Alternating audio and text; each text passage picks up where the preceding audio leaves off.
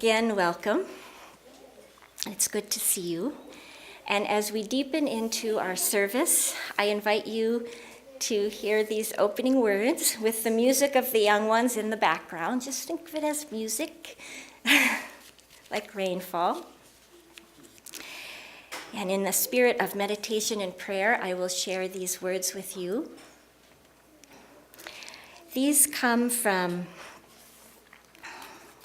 the United Nations Refugee Agency, and they're a little bit technical for opening words, but I thought they would give us a good place to start.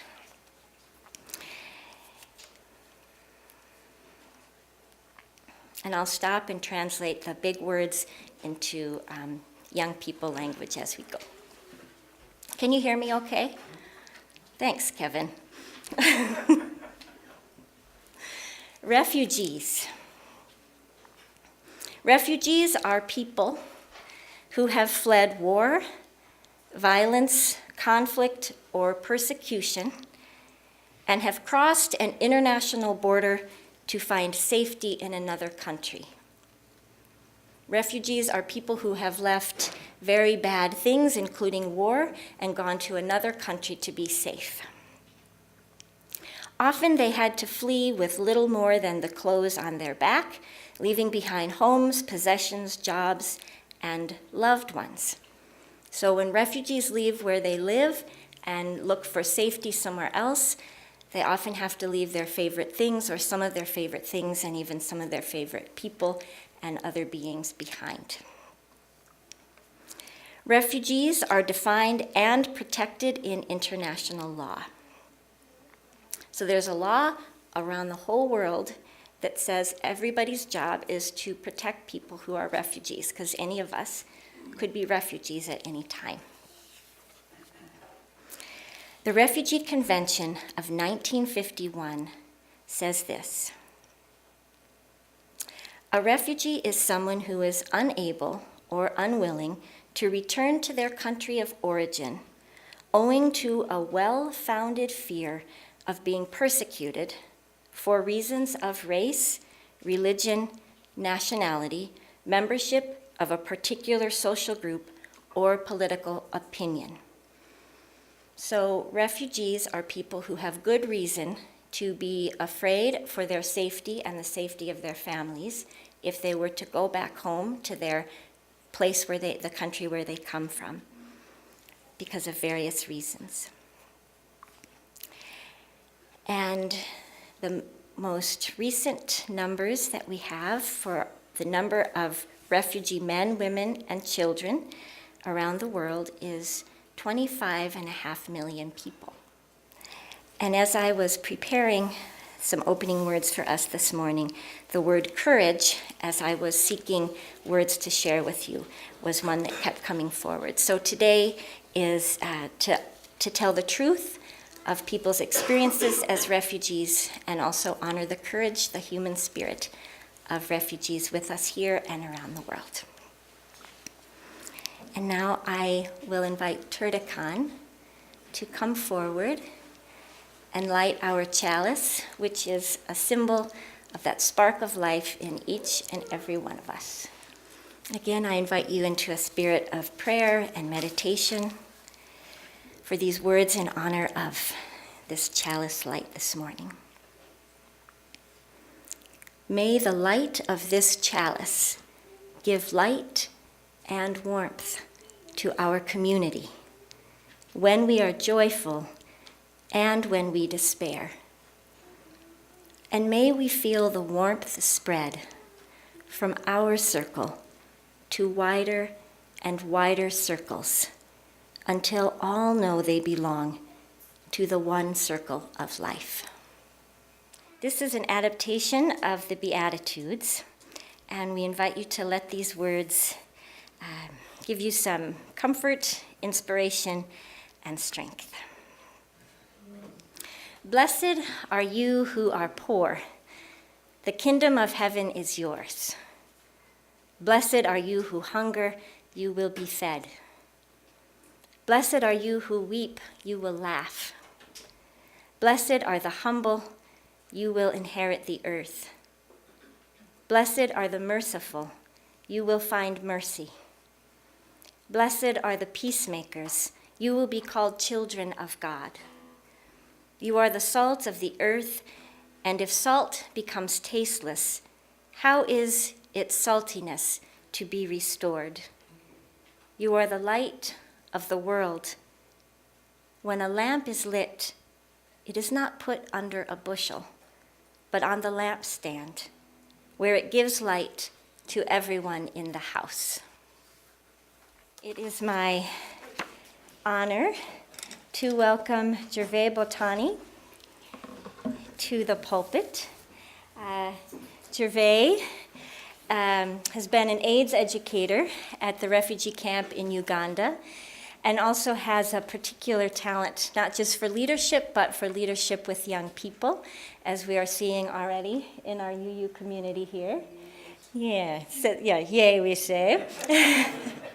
And please give a warm welcome to Gervais Botyani.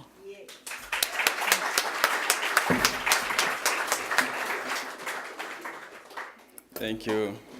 Thank you, everyone.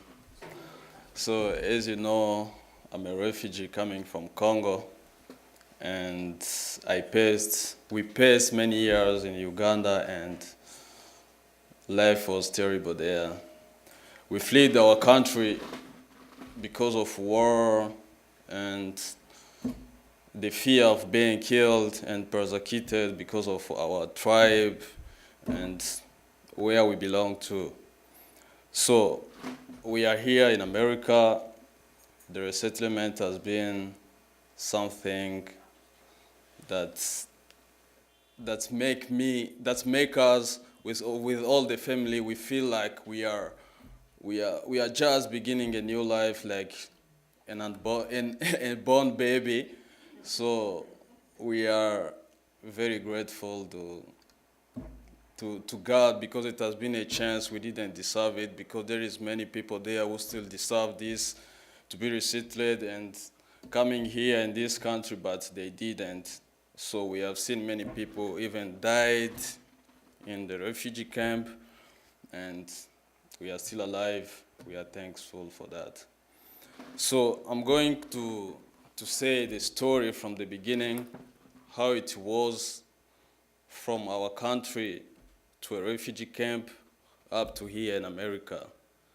So up to now we have like 4 months, 3 months, we have 3 months, 4 months like that, days like that here in America, and we're still hoping that our dreams are going to get closer and closer and living a better life. In our country, we used to live in a big family, and one day it used to be war. Since our history, the history of my country is always war and conflict, political conflict, cultural conflict, any kind of conflict. So many people used to flee the country because of that since years and years in the past. So it happened in 2012, since the incident came and we fled our country. My dad has been killed for that, and my mom also, she was almost dead also, but thanks God now she's alive and we feel better now. So we fled Congo in 2012, and we reached in Uganda. We spent like 2 weeks and 3 days in the road, seeing people raped, people killed, and people has been passing through many terrifying things. So we came from Congo to Uganda in the refugee camp. Their life, it was also not easy. We have been there, we passed there like 6 years and few months before we came here. So coming here is not, as they used to say, it's not a right. It was not a right. It was like a chance. It was a favor they used to give us. So as they said, people used to say it. There was many agency, UNCR, there was government agency of Uganda, there was international agency, IONG, and many organizations that used to say resettlement is not your right. You have to make this camp where you are living, it's your home right now. So imagine you leave all your dream behind you, all your things behind you. You only came with your clothes and you yourself as you came. So they say, make this place your home. And there is no good climate there. There is no houses. You can't work because the camp used to be far from the town. So you can't even dig a farmer. You can't do that. So they used to say, make this your home. So in our family, my mom was disabled. She was our responsible from Congo. Her and my dad, they was the only responsible to give us whatever we needed, because they was working, doing everything for us. So it was just their kids. We know if you need something, we can get it. But coming in Uganda, it was like a new world. And we said, the hell is real. The hell is still exists in this world. For real, it was a good experience, because I'm here right now, and it was bad too for people who are still there. And it's bad, and it's still going bad day by day, because there is many organizations who used to help people by drinking water and give them food, but now it is still decreased. And situation is going bad every day. So we used to live there. We tried to adjust, to make it possible, to make it home, as they used to say. And my mom was disabled. She lost her hearing faculty, and she couldn't walk. She couldn't do anything. So, and I was like 17 years.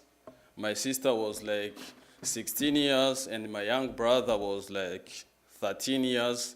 So I used to say I'm the one who can take the responsibility of all the family.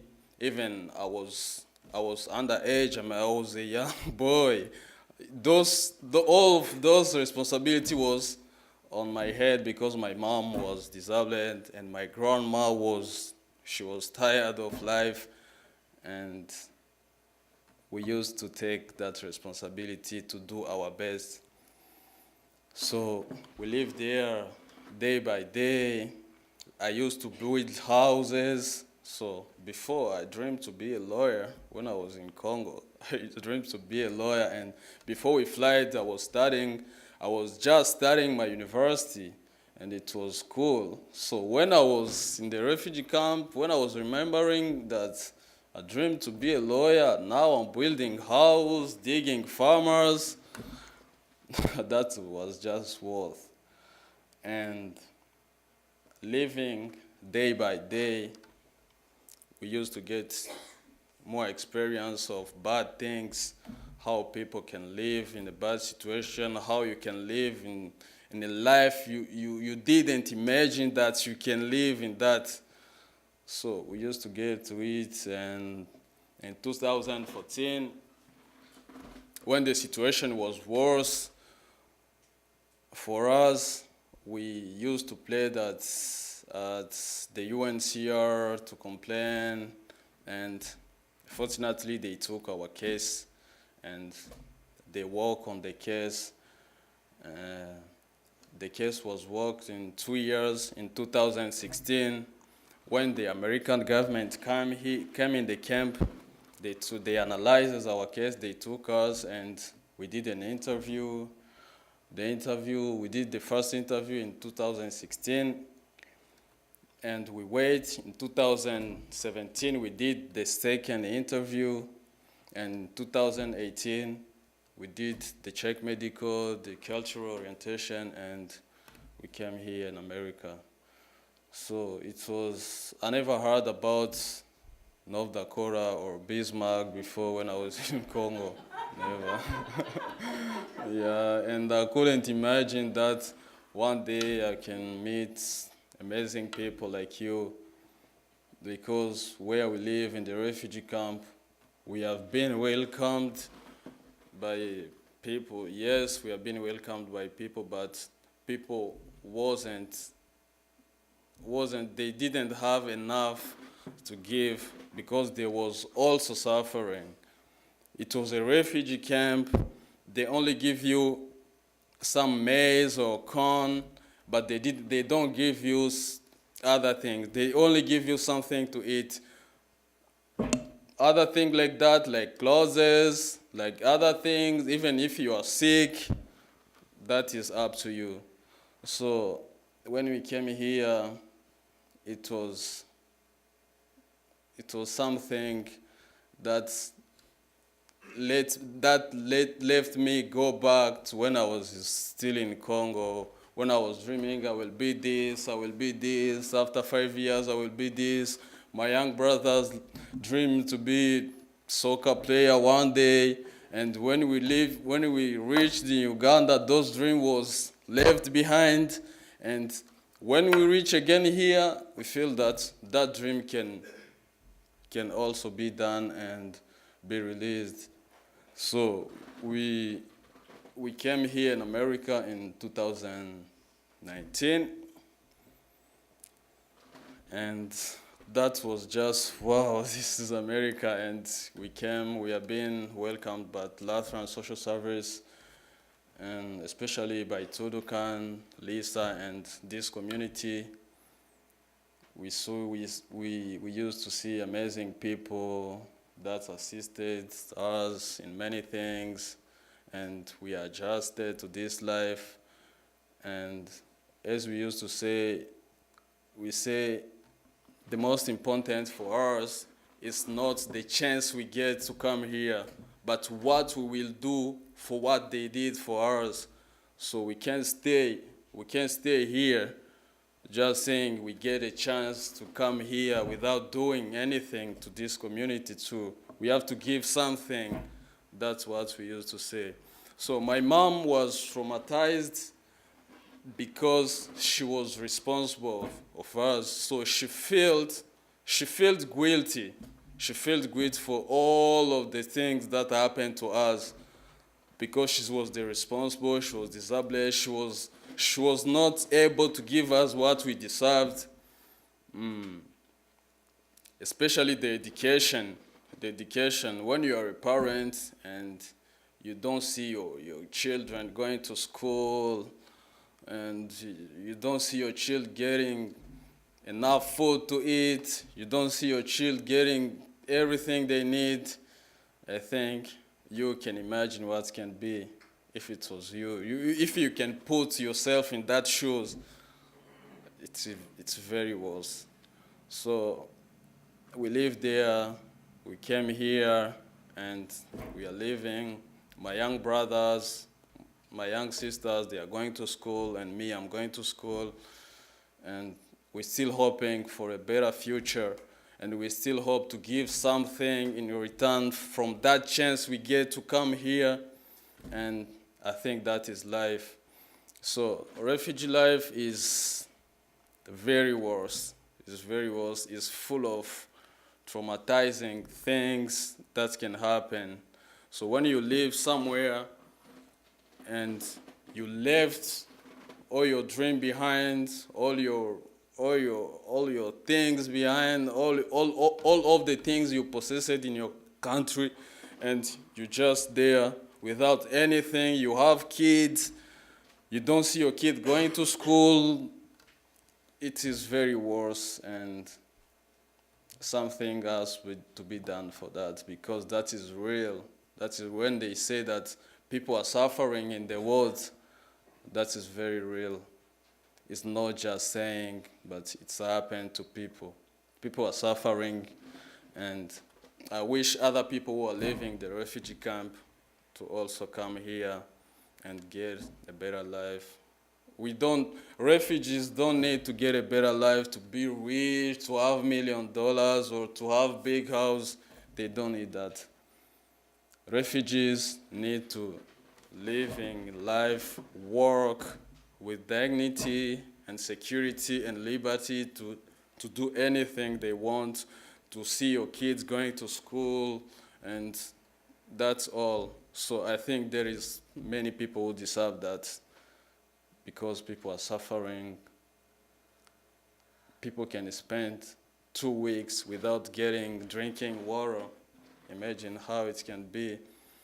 You can spend 1 month in the hospital, and we have seen people dead because of headache.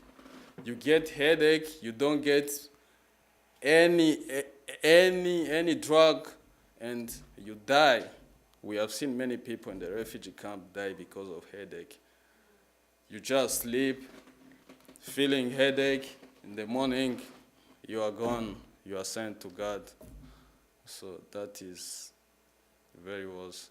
So I think this is the thing that we have to do when most refugees come here. What you are doing in this community, and this is things that has to be done, because we have to give compassion and to empathize with the refugee coming here, to give them love. I think that's the only thing they need. And I really thank this community. I really thank this community, because we have been shown love and compassion. Everything we needed, we get it. And the agency which will come us here, the Lifeline Social Service, did everything for us to be adjusted to this life. And I hope this will continue, this will not end. We have to open the border. We have to give love for those people. And I hope this will continue. And I really thank everybody in this community for giving love, to open their hearts for people coming from Africa, because they need love. They have a big wall in their heart that has to be filled by love and compassion. I think that is all that I have to share. But I think me, my family, my brothers, my mom, in years coming, we also have something to give to this community in return of the chance, according to the chance we get to come here.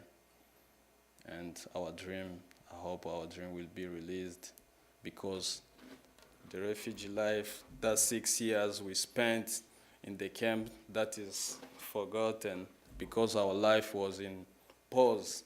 We were not living in that moment. Since 2012 to 2018, we was not living. We was living when we were still in Congo and when we came here in America, because in the refugee camp, life wasn't easy for us. And we hope most of people who will come here will get the same treatment that we get, to be adjusted, to get education, to get good health condition, and to see life going with dignity and liberty. That is all the things that they need, especially refugees. We have been living in the camp for many years. That is all they need. That is all they deserve in this life. So I hope everybody in this community has to do something, especially for us who have been in this life and we get the chance to come because we didn't deserve it. It was a chance. We have also to give something in the table.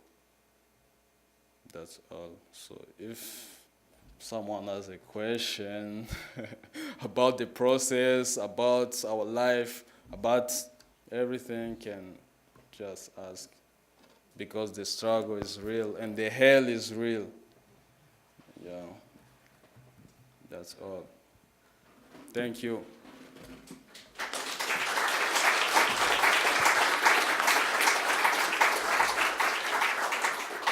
Thank you so much for sharing your story. That's is really moving for me to hear how difficult that refugee camp was for you and leaving your home and coming here. So I want to know,